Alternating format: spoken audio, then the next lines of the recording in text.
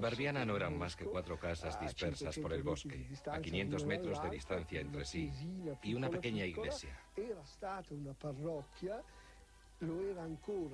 Había sido parroquia y todavía lo era desde el punto de vista burocrático y administrativo. Pero el arzobispado de Florencia había anunciado su cierre, ya que la montaña estaba despoblándose y no tenía sentido enviar un párroco allí. Según ellos, la solución obvia era mandar un sacerdote como don Milani y así quitárselo de encima, como un exilio. En Barbiana no había carretera, no había luz ni agua, el correo no llegaba hasta allí y no había teléfono. Llegó a la estación de Vicchio en el tren de las 2 y le pregunté si necesitaba un taxi, como era costumbre, ¿sabe? Me dijo que sí, que iba a Barbiana. Como llevaba una maletita, me ofrecí para llevársela, pero me contestó: mire, no necesito su ayuda, limítese a llevarme a Barbiana. Respondí: está bien, como quiera, póngase cómodo. Don Milani se baja del taxi. Recorre a pie los 2 kilómetros que le separan de la remota iglesia. Este curioso sacerdote ya se hizo notar en su anterior parroquia. Había creado una escuela popular nocturna. En Barbiana, pronto se encuentra con los niños del lugar, hijos de campesinos y agricultores. Es entonces cuando se da cuenta de la necesidad de crear una escuela.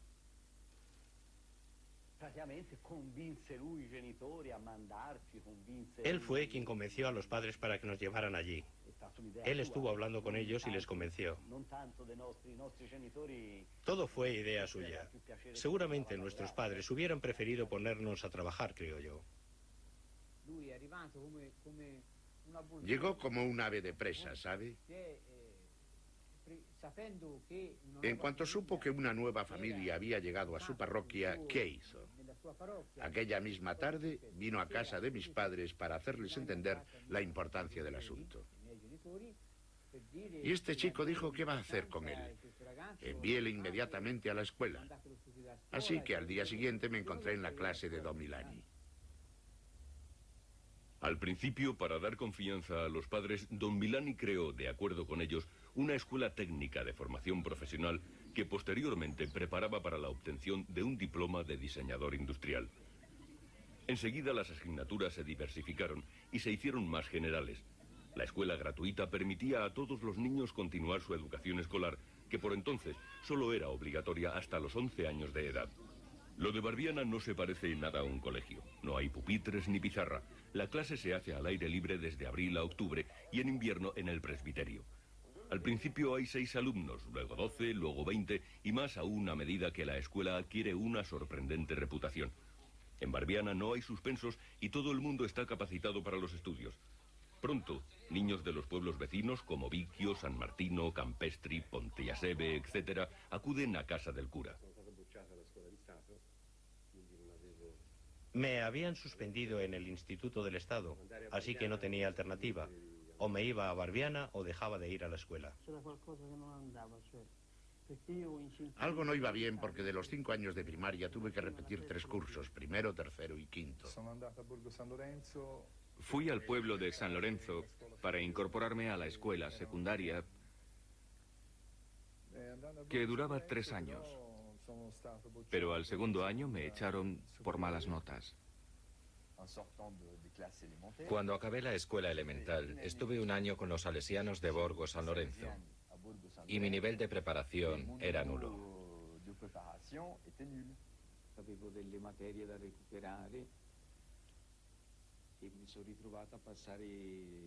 Tenía un par de asignaturas pendientes y me vine durante el verano a Barbiana para recuperarlas.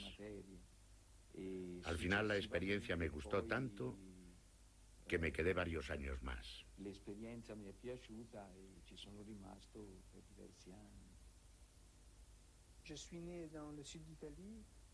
Yo nací en el sur de Italia. Luego mi familia vino a la Toscana en 1952. 2 años después murió mi padre y por mediación de un sacerdote me llevaron allí arriba porque mi familia no tenía medios para mantenerme. No había otra opción. O dejabas los estudios después de la primaria o ibas a Barbiana. Y Barbiana era la única a nuestro alcance, la única escuela no elemental de la zona, o sea, la única escuela secundaria a la que se podía llegar a pie. ¿Se tarda mucho en llegar a Barbiana? Sí, está a 1 hora y media de camino, pero era como dar un paseo.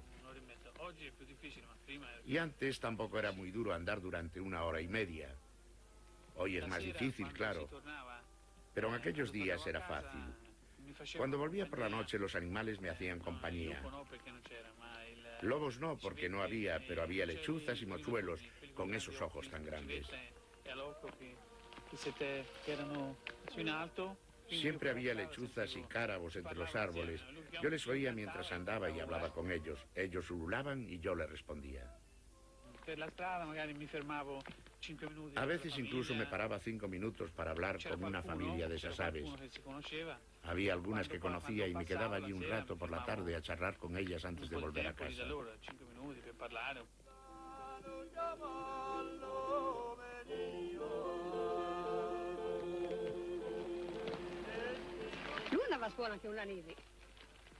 Él iba a la escuela incluso cuando nevaba. Fíjese, con nieve y todo. A veces se quedaba allí a dormir. Iba en bicicleta y cuando había mucha nieve la dejaba por el camino y seguía a pie. La zona estaba cubierta de hierbas altas y húmedas, así que cuando había niebla o nieve siempre llegaba mojado. Un día cogió una hoz y se puso a abrir un camino hasta Barbiana, hasta la mismísima entrada, arriba del todo. Así podía ir en bici y no mojarse. Dejó todo el camino despejado y llegaba a la escuela seco.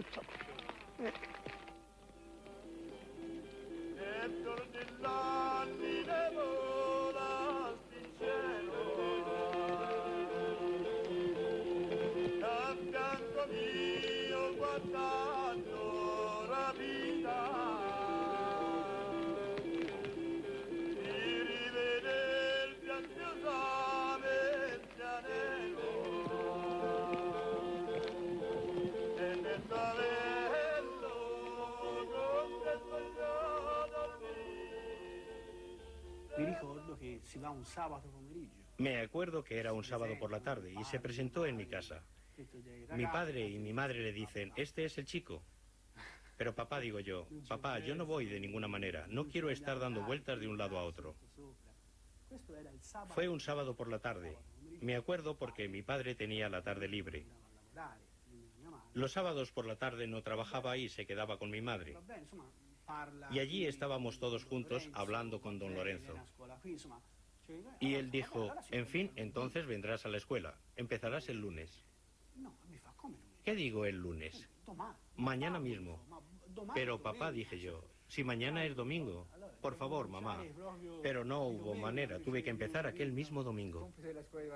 Los únicos deberes que teníamos en Barbiana consistían en estudiar bien y mucho, los 7 días de la semana. Para nosotros no había domingos ni festivos.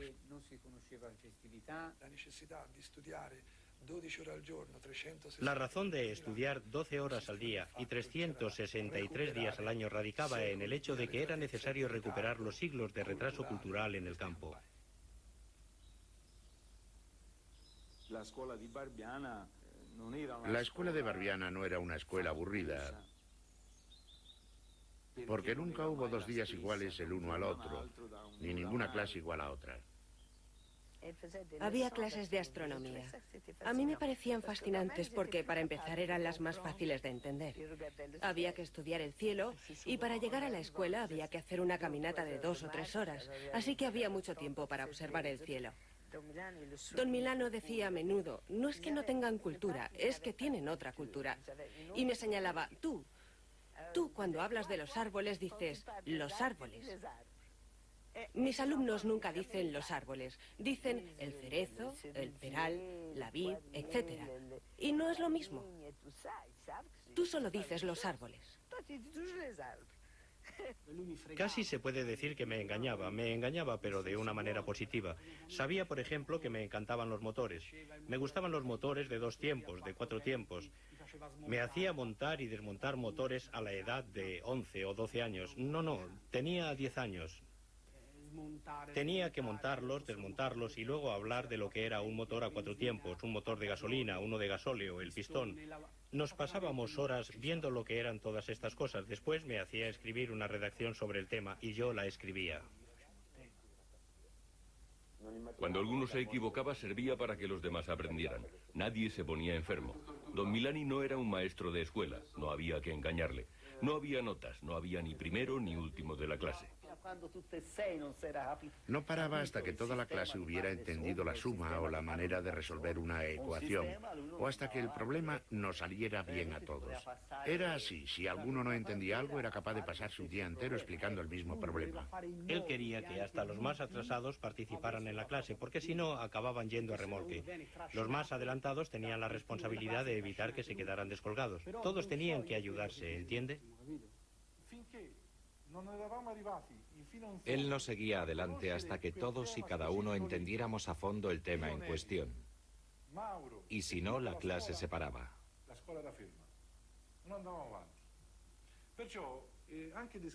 A lo mejor usted se pregunta por qué nos quedábamos allí. ¿Qué es lo que nos hacía permanecer ahí arriba? Puede que fuera su sistema pedagógico. Es decir, su manera de hacer que te interesaras en las cosas, no superficialmente, sino en profundidad. Los alumnos más veteranos enseñaban a los recién llegados. Cuando el sacerdote se ponía enfermo, las clases continuaban y si un alumno no comprendía algo, le preguntaba sin problemas a sus compañeros. Digamos que si no entendías algo, te lo explicaban los amigos, los padres o los chicos mayores. Así no existía la típica relación profesor-alumno entre nosotros. Aquello nos hacía más responsables. Además, para el chico que escuchaba, o sea, el que hacía el papel de alumno, era más fácil entender a sus compañeros porque se lo explicaban de una forma familiar. Los mayores tenían que enseñarles a los novatos, así que uno pensaba, a lo mejor dentro de un año me toca enseñar esto a mí. Así eran las cosas entre nosotros. Era un sistema muy hermoso. Los mismos alumnos hacían de profesores y todos aprendíamos juntos. La única asignatura que enseñaba de forma estricta era el italiano. El nuestro era pésimo y había días verdaderamente lamentables, pero él no perdía la paciencia y seguía enseñando. Quería sobre todas las cosas que aprendiésemos a hablar bien. Quería que nuestro vocabulario estuviera a la par que el de cualquier otro. No solo el saber escribir, sino el saber hablar, para él era fundamental. Porque en el futuro nos iba a servir como un arma para enfrentarnos al patrón, para discutir con el hijo del doctor, en fin, para luchar contra la clase dirigente. La diferencia entre mis niños y los vuestros no tiene nada que ver con la cantidad ni la calidad de los tesoros que ambos guardan en sus mentes y en sus corazones. La diferencia está en el umbral entre lo interior y lo exterior. Ese umbral en sí mismo es la palabra. Los tesoros de vuestros muchachos salen libremente por esa puerta abierta de par en par. Sin embargo, el talento de estos chicos está encerrado en su interior y no puede dar fruto. Eso es lo único que les falta a mis alumnos, dominar la palabra. Entender las palabras de los demás para captar la esencia y los límites precisos del mensaje y las propiamente suyas para poder expresar sin esfuerzo ni malentendidos las infinitas riquezas que guardan en su espíritu.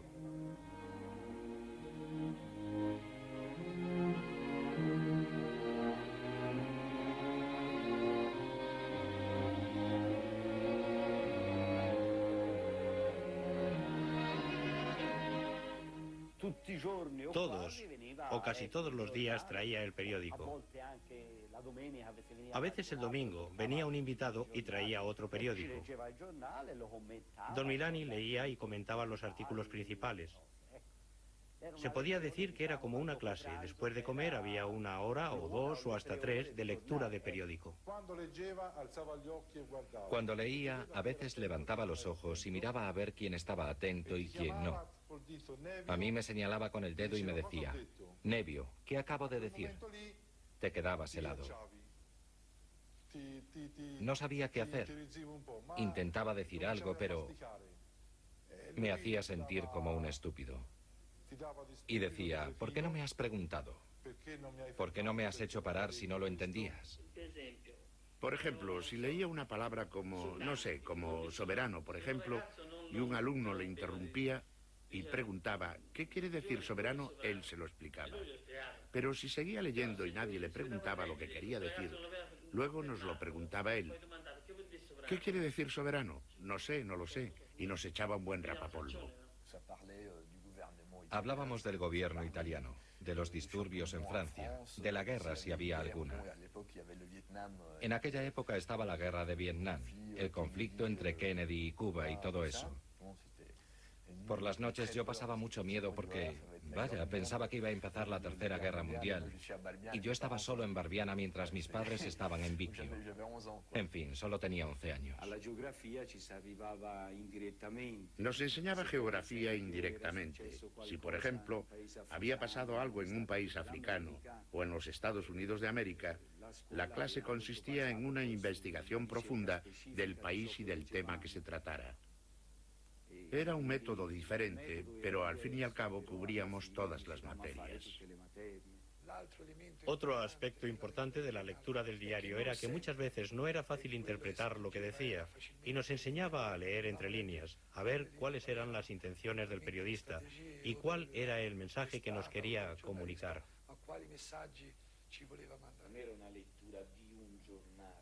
No se trataba solamente de leer el periódico, sino de enseñar a los niños a leerlo. Por ejemplo, una cosa que hacíamos mucho era comparar un periódico como La Nazione con otro como Il Giorno o l'Unità.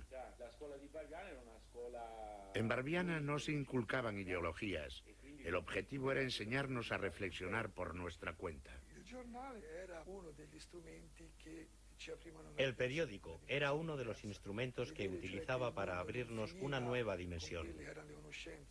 Quería que viéramos que el mundo no terminaba en los límites de nuestro país, que había otras realidades y otros intereses mucho más amplios. A los que no solíamos leer el periódico en nuestras familias, nos daba una visión de la vida que no habíamos tenido antes. Saber leer un periódico deportivo no es saber leer. Saber leer significa por lo menos comprender un diario de la primera a la última página. Y si no se entiende absolutamente todo, como mínimo comprender la primera página. Si no entiendo ni siquiera la primera página, si no sé lo que es un ciudadano de pleno derecho o un ciudadano soberano, tampoco podré entender la importancia de una medida política o de un discurso político.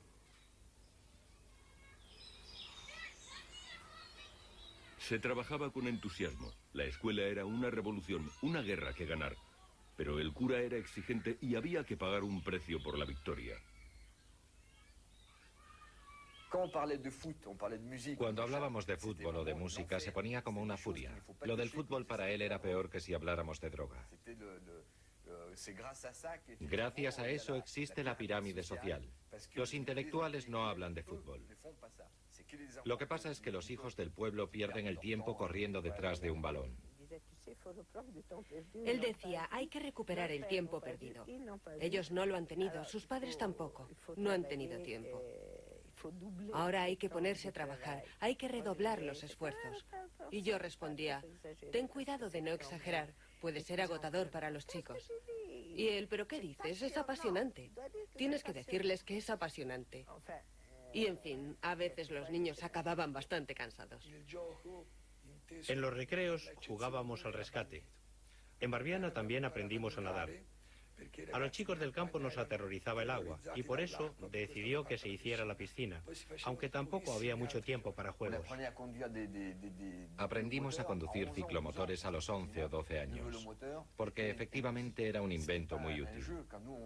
No era ningún juego. A veces nos divertíamos haciendo carreras hasta la escuela, pero como el padre oyera el ruido y viese que estábamos haciendo una carrera, nos caía una bronca de cuidado. Los padres, las familias y los amigos también participaban en la vida escolar. Entre todos convirtieron el sendero que llevaba a la iglesia en una carretera transitable. También construyeron una piscina abastecida por unas cañerías que captaban el agua de un manantial a 3 kilómetros de distancia.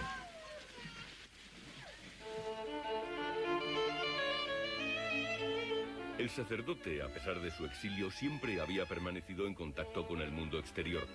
Antiguos amigos y otras personas subían a menudo a la escuela. La notoriedad de los escritos de Don Milani provocaban la curiosidad y el interés de numerosos visitantes.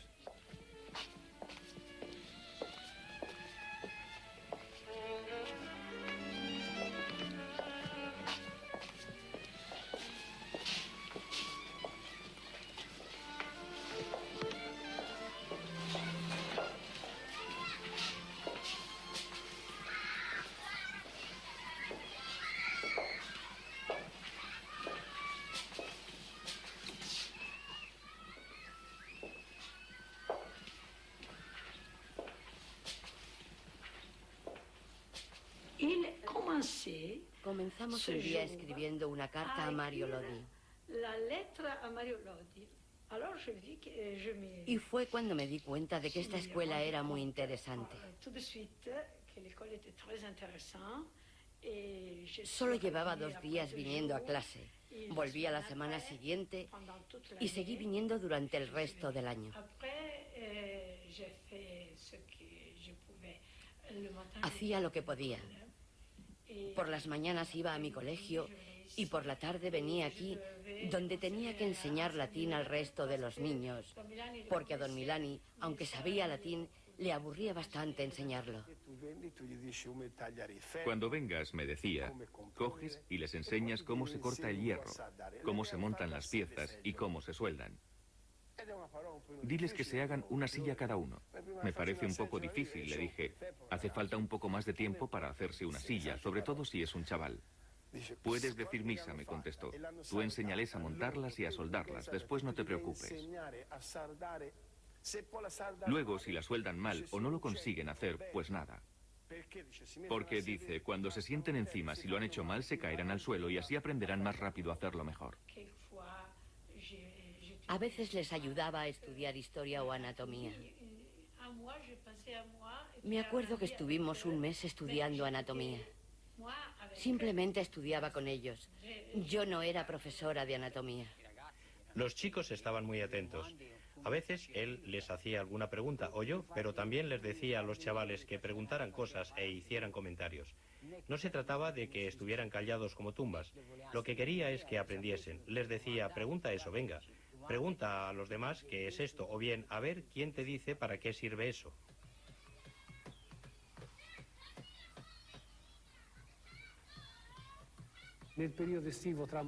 Durante el verano, cuando caía el sol, siempre estaban liados con algo, pero siempre trabajando y divirtiéndose.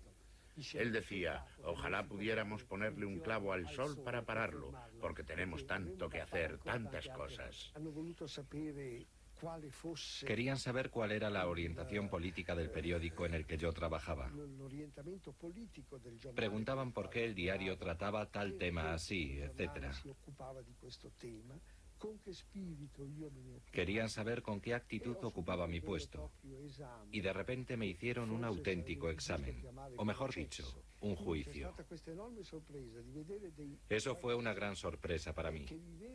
Ver a esos chicos que vivían en tales condiciones de aislamiento y tenían tanta curiosidad por los temas políticos, los problemas sindicales, la educación civil, la representación popular o por el funcionamiento de las cámaras.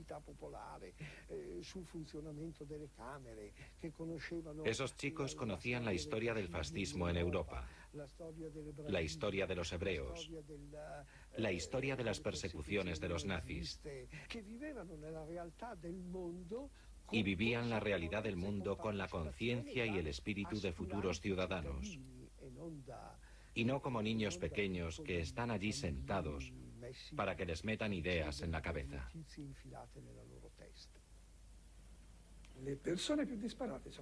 Por Barbiana pasaban todo tipo de personas. Vinieron ministros africanos y nos contaron los problemas que tenían para la gestión de sus países. A veces venía un tal Eric, un sindicalista de Chicago, que nos hablaba de sus experiencias, o bien nos enseñaba una canción, o nos traía discos de Bob Dylan, que luego nosotros nos aprendíamos de memoria. Me acuerdo que venían periodistas a contarnos cosas curiosas y abogados que nos explicaban las leyes o cómo se dictaba una sentencia. A veces estábamos en clase sentados en torno a la mesa y de repente decía, vamos fuera chicos. Y nosotros recogíamos todo y nos íbamos a escuchar a tal o cual personaje que estaba de visita en Barbiana y que tenía algo que enseñarnos.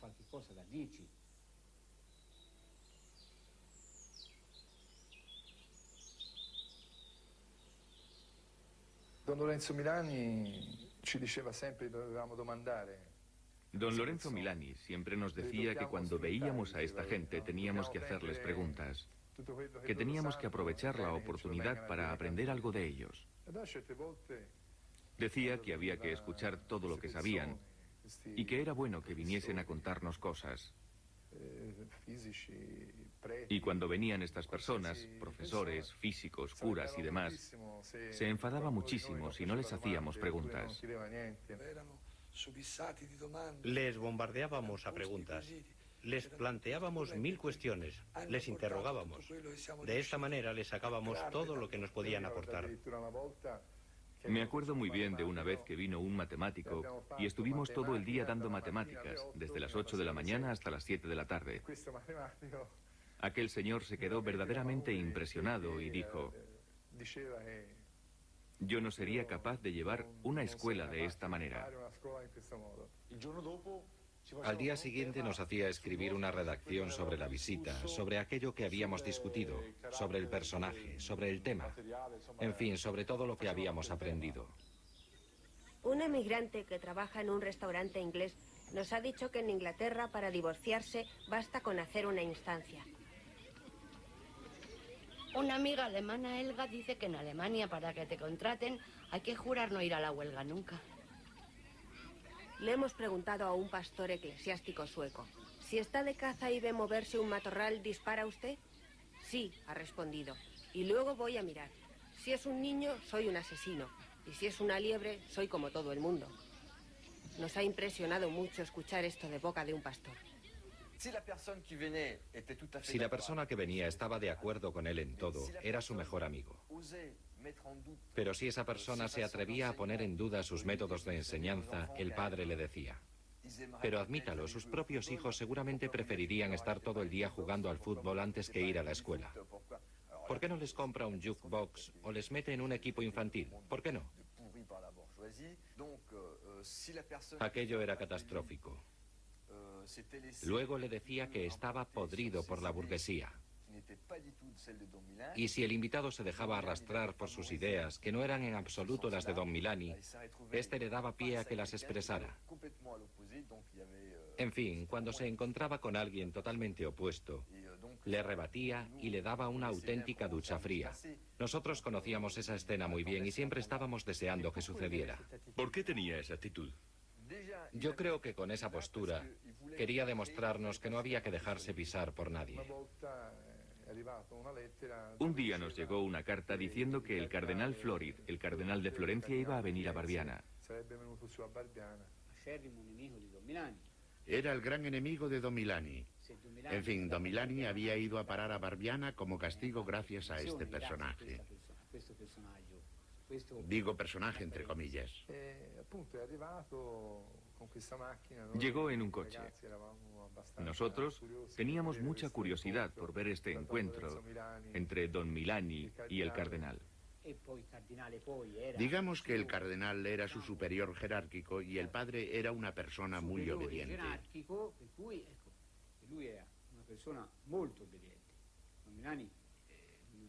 Al contrario de lo que piensa la mayoría de la gente, Don Milani no era un revolucionario rebelde, era un revolucionario obediente. El padre salió a su encuentro muy tranquilo y estuvo correcto, pero no de una manera sumisa. Vamos, él estaba como muy tranquilo. Le saludó de una manera, no sé, le besó la mano, pero yo diría que no fue exactamente un beso de sumisión. El cardenal quería quedarse a solas con Don Milani, ya fuera en el confesionario o en la habitación, y hablar con él a puerta cerrada de los problemas de la parroquia, de los problemas episcopales.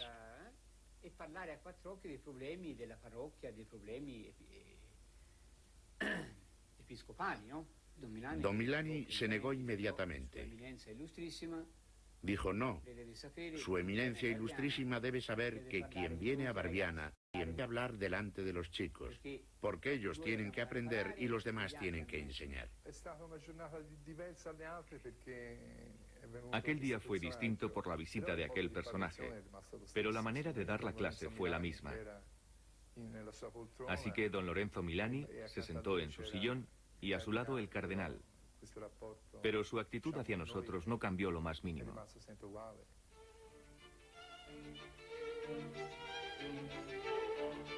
Un domingo, el profesor Amanati, un amigo de la escuela, llegó a Barbiana para mostrar un artículo dedicado a los capellanes militares. El artículo de los capellanes militares fue publicado en el periódico Nazione en febrero de 1965. No eran más que unas pocas líneas en las que se decía que los capellanes militares jubilados se habían reunido en Florencia, en la calle Lorenzo el Magnífico, y habían declarado que la objeción de conciencia era un acto de cobardía. Él quería demostrar a sus chicos la injusticia de estas declaraciones de los capellanes militares. Quería hacerles ver que cómo es posible que un hombre que por no ir al servicio militar paga un precio tan alto y va a la cárcel pueda ser tachado de cobarde. Esta respuesta de don Lorenzo Milani fue enviada a todos los periódicos italianos, pero solo fue publicada en la Rinascita, que en aquella época, hoy en día ya no se publica, pertenecía al Partido Comunista. Se armó un pandemonio. Hubo un gran escándalo porque un semanario comunista como el Rinascita hubiera publicado una carta de un sacerdote criticando a las Fuerzas Armadas. Y nosotros, por primera vez, en lugar de ser espectadores pasivos de la realidad exterior, habíamos pasado a formar parte de ella. Todos los medios hablaban de ello, la televisión, los periódicos, etc. Por primera vez no nos sentíamos marginados. Yo creo que aquello influyó mucho en nosotros. A raíz de la publicación de la carta a los capellanes militares, don Milani y la revista Rinascita fueron acusados de apología del crimen. El proceso tuvo lugar en Roma. Don Milani, enfermo, no pudo acudir. Sin embargo, escribió una carta en su defensa a los jueces.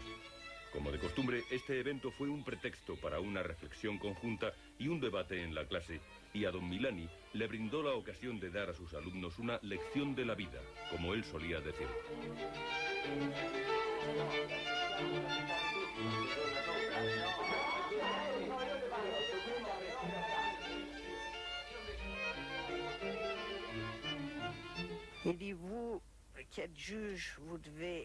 La carta decía: el deber de ustedes, los jueces, es hacer que se respete la ley.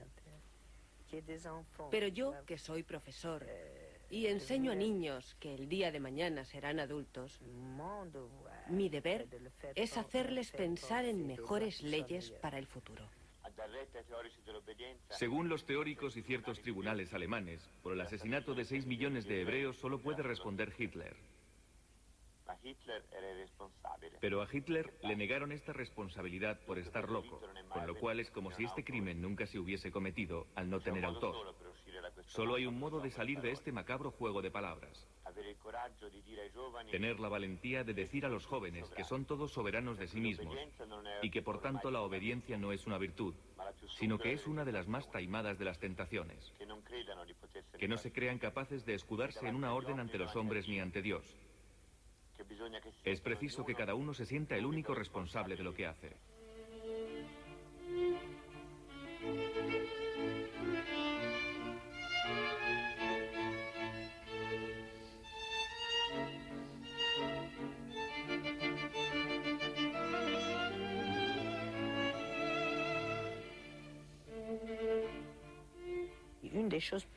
Una de las cosas más bellas que escribió, aunque por desgracia no se conserva, es la carta en la que rehusaba otros destinos aparte de Barbiana.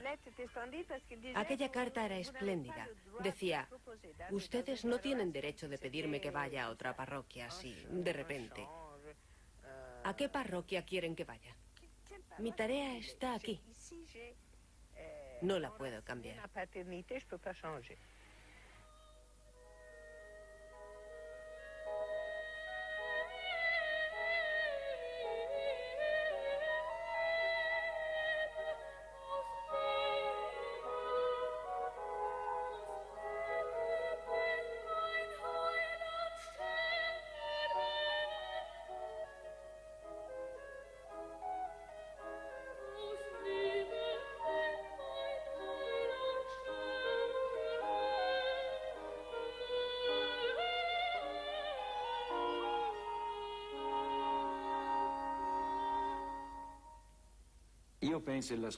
Pienso que la escuela de Barbiana era una escuela fundamentalmente laica, aunque yo cuando iba allí, por respeto a él, también iba a misa, pero nunca me obligó a ser católico.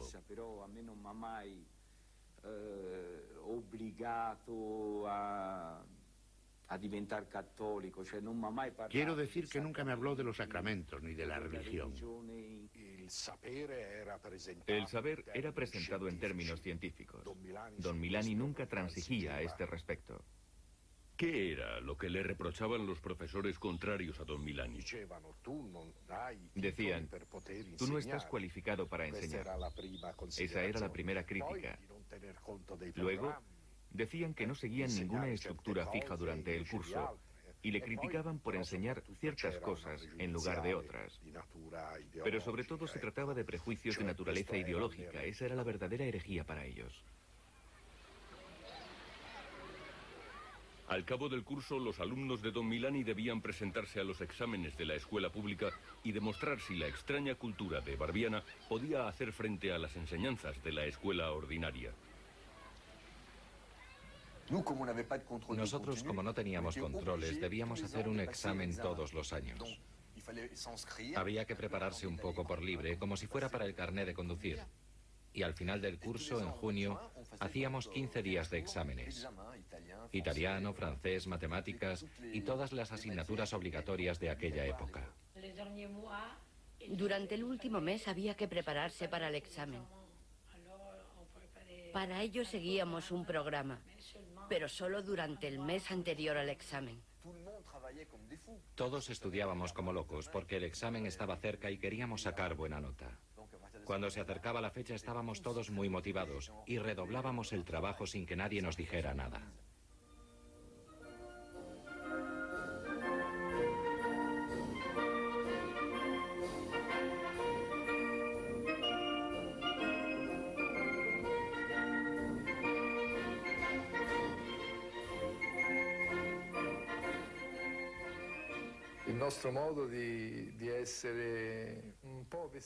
No sé si fue por nuestra forma de ser, nuestro modo de vestirnos o por nuestro pelo tan corto, pero apenas llegamos al pueblo de San Lorenzo nos clasificaron como los chicos de don Lorenzo Milani. Los profesores nos miraban de arriba a abajo como diciendo, ah, estos son los que se creen que han bajado aquí a enseñarnos algo. La gran mayoría estaba en contra nuestra, criticaba la escuela de Barbiana porque pensaba que don Milani era un tipo raro. Decían, ¿de dónde viene este cura? ¿Es un marciano? Yo no me acuerdo muy bien de los detalles, pero por lo general, a cada pregunta que te hacían, querían siempre la respuesta perfecta. No te perdonaban ni un fallo.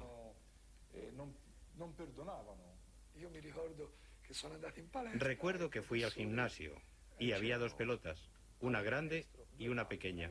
El profesor me dice, ¿con cuál de estas pelotas se juega al baloncesto? Y yo, a decir verdad, no sabía la respuesta, así que dije, esa, la más grande. El profesor me miró y me dijo, siempre serás un infeliz, usaremos la pelota pequeña.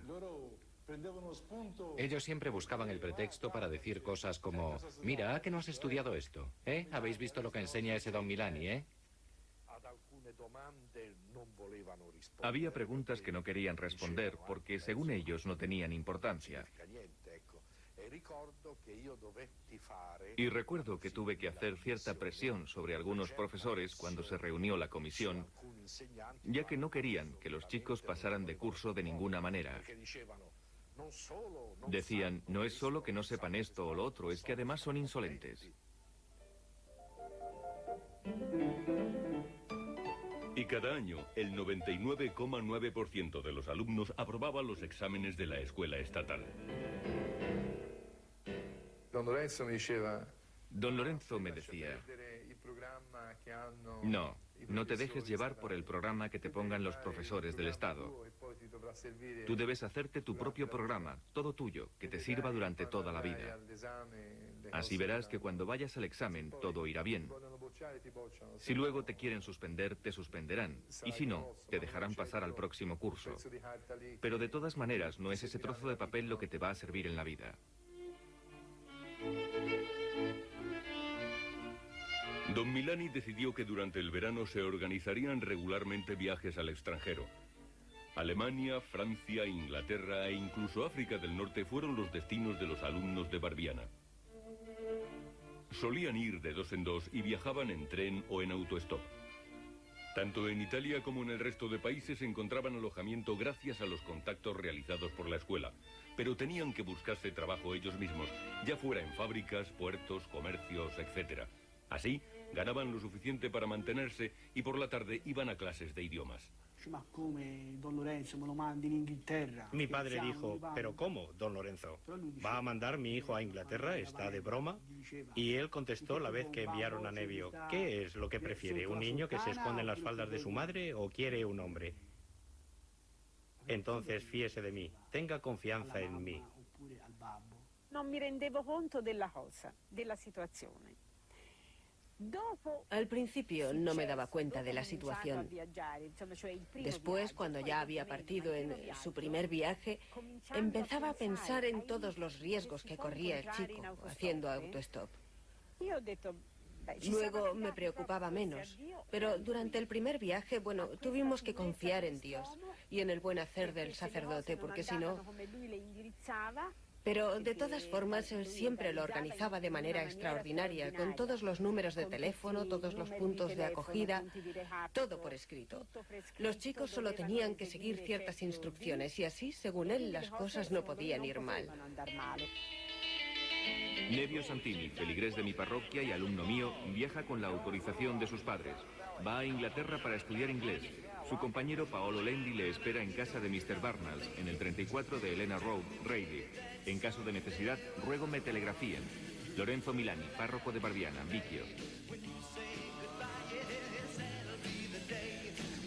Los alumnos que permanecían en Barbiana también se beneficiaban de los viajes de sus compañeros. Los viajeros debían escribir como mínimo 2 o 3 cartas por semana al párroco. Nos contaban sus problemas con la gente, el ambiente un poco racista que ya existía por aquella época. Recuerdo que decían, en Inglaterra se está bien, pero somos italianos. También hablaban de lo mala que estaba la comida y cosas por el estilo. Era una apertura. Aquellas cartas eran auténticos reportajes periodísticos.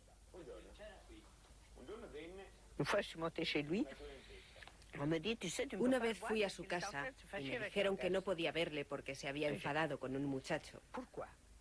Yo pregunté por qué y me dijeron, el padre está muy disgustado porque el chico le ha dicho que quiere ir a la escuela técnica en Florencia. Me quedé a esperarle y cuando el padre llegó le dije, oye, ¿qué es lo que pasa con ese chico? Él respondió, no te imaginas, el chaval no entiende nada de nada. Es un imbécil, no quiere comprender. Y entonces yo le defendí. Pero bueno, ¿qué tiene de grave? Él solo quiere ir a una escuela técnica, sacar un diploma y trabajar. Tú tampoco comprendes nada, eres una imbécil. A veces era muy explícito. Tú no crees absolutamente en nada. No sabes lo que se va a perder. No sabes lo que es esta escuela. Ni siquiera tú te das cuenta de nada. No sabes lo que el chico se está perdiendo por la técnica, las matemáticas. Ese horror de las matemáticas. Eso lo decía siempre.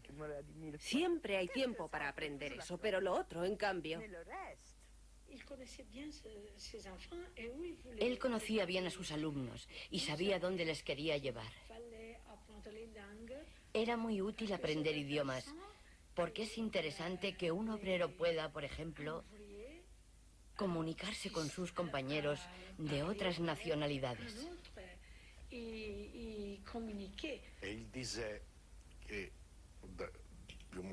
Él decía que, como eran hijos de campesinos, debían tener una cultura para el trabajo, no una cultura general.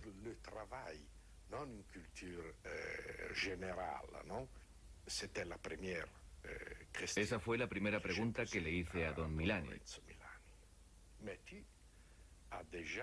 Pero usted está predestinando a sus alumnos. Si son hijos de campesinos, ¿es que tienen que ser campesinos u obreros el día de mañana? Sí, respondió. No deben salir de su clase social. En resumen, la idea era esta. Había que enseñar a los niños a saber elegir para quién querían trabajar, qué ideas preferían asimilar y qué valores decidían respetar. Si no se conseguía eso, esto no era una escuela, sino simplemente un montón de datos, listas de datos. Y eso no sirve de nada si no se le da un sentido más profundo, de elección. Una de las cosas que nos enseñó don Milani fue efectivamente a ver la miseria que hay en el mundo. Nos hizo darnos cuenta de que había mucha gente con muchas más dificultades que nosotros y que había que ayudar a esa gente, costara lo que costara. Mario llegó a Barbiana como castigo por haber conseguido malos resultados en la escuela oficial. Para su familia, Barbiana era una opción más, pero Mario nunca había elegido ir allí. Cuando dejé Barbiana a los 15 años de edad, bueno, en efecto estaba contento de irme. Pensaba, por fin voy a poder respirar. Bien, a mí me metieron en Barbiana para que pudiera trabajar y estudiar en el mismo sitio. Yo entonces tenía muchos amigos de mi edad, con los que he perdido el contacto, que por entonces habían dejado el colegio y se habían puesto a trabajar. Ellos llevaban una vida totalmente distinta.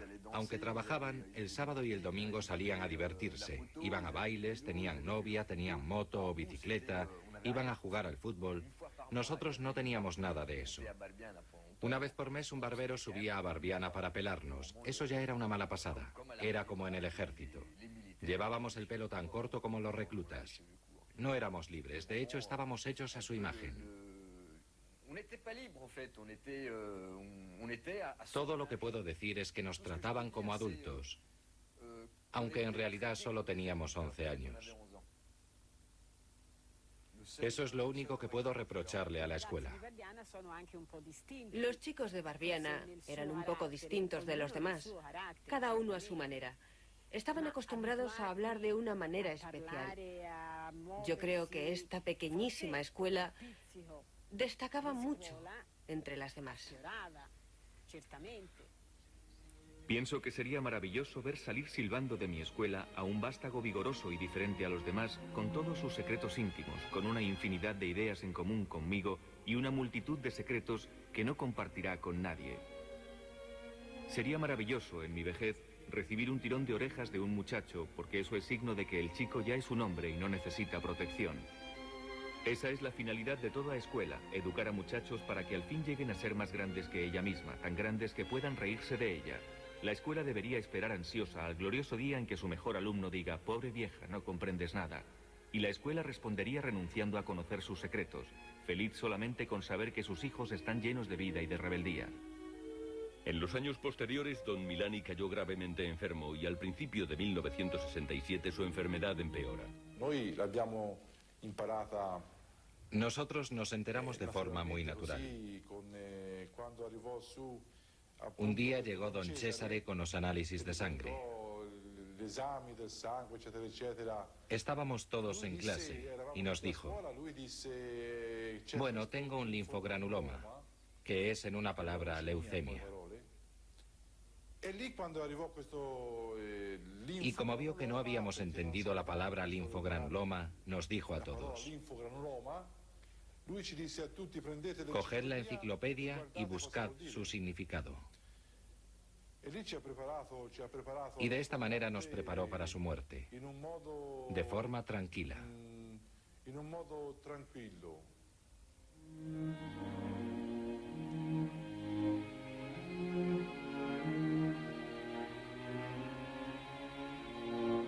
La enfermedad acaba con su vida el 26 de junio de 1967 a la edad de 44 años.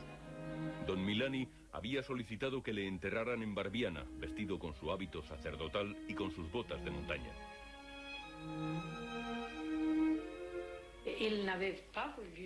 Él no quería que la escuela continuara después de su muerte.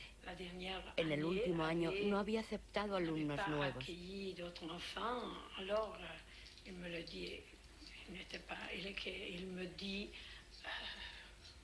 Es más, él me dijo claramente que no era necesario ni útil conservar la escuela aquí. Nos recomendó a todos que siguiéramos enseñando, que enseñáramos a los niños necesitados de educación.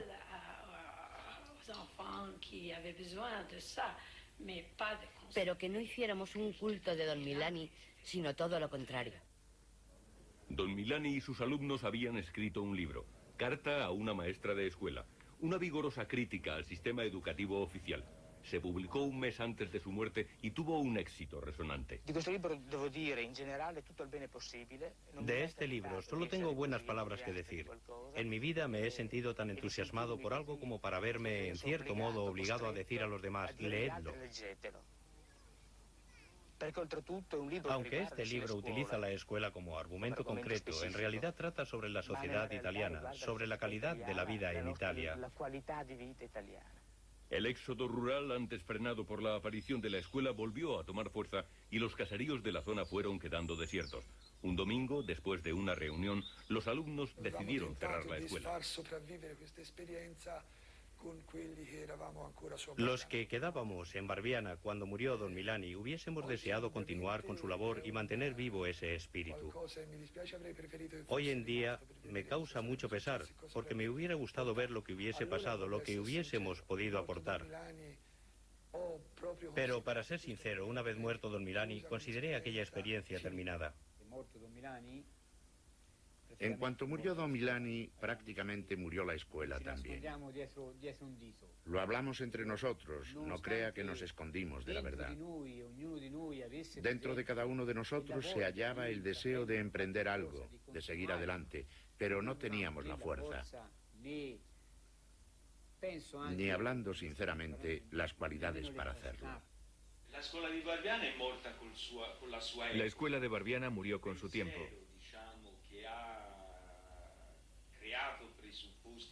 Sin embargo, está claro que el pensamiento que creó Barbiana no ha muerto. La experiencia que para nosotros supuso aquella escuela la hemos transferido a la realidad de cada día, a la ciudad, a la patria, al sindicato, a la fábrica.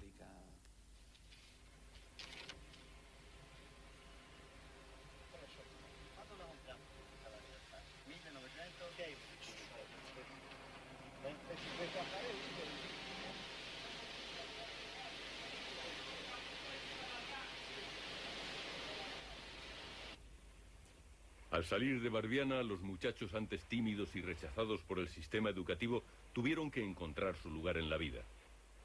Giancarlo se hizo geómetra. Silvano quería ser maestro y fue a la escuela oficial en Florencia, donde quedó literalmente traumatizado por los exámenes y los boletines de notas. Por fin consigue el diploma, pero no encuentra puesto de trabajo, de manera que termina entrando en el servicio jurídico de la Seguridad Social. Aldeviano es técnico en una empresa de perfumes. Luciano, después de debutar como pinche de cocina en hostelería, ha llegado a director de un gran hotel de Florencia. Mario vive en París y trabaja realizando grabados artísticos. Tras varios empleos, Nello trabaja de enfermero en el sector psiquiátrico. Este es, según él, el mejor medio que ha encontrado para dedicarse a los demás. Nevio actualmente es conductor de autobús. Anteriormente ha sido obrero de mecánica de precisión. Ha trabajado en un hotel, en una empresa agrícola, en una cadena de montaje de Fiat y finalmente camionero. También fue socorrista, animador de grupos, tocó el helicón con la jazz band de Vicchio y por último sindicalista.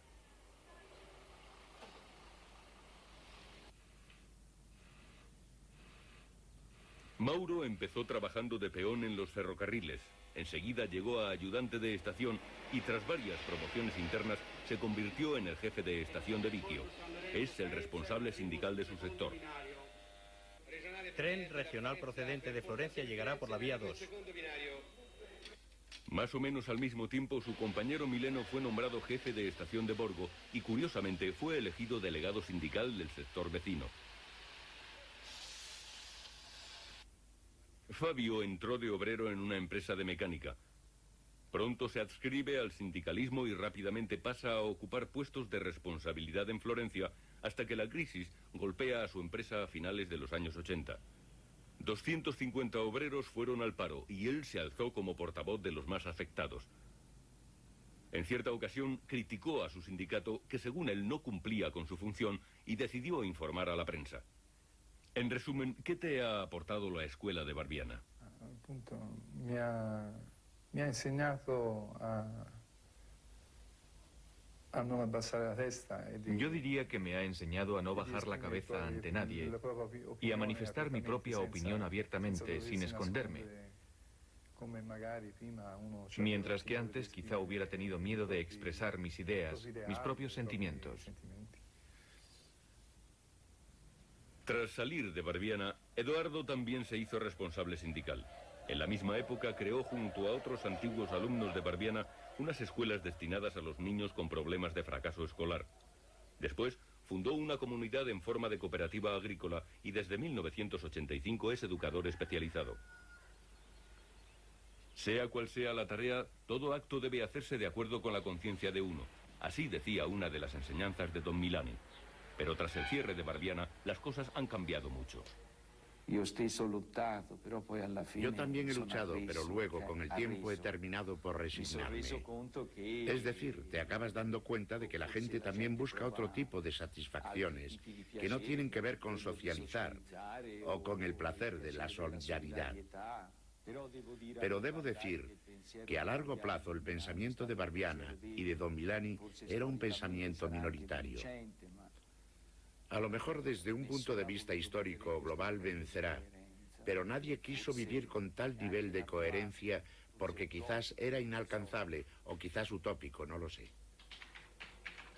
Francuccio abandonó Barbiana a los 18 años. Tras una breve temporada en un sindicato partió al servicio militar donde pasó una mala época. Publicó un libro titulado Señor No. A su regreso participa en la misma escuela que Eduardo.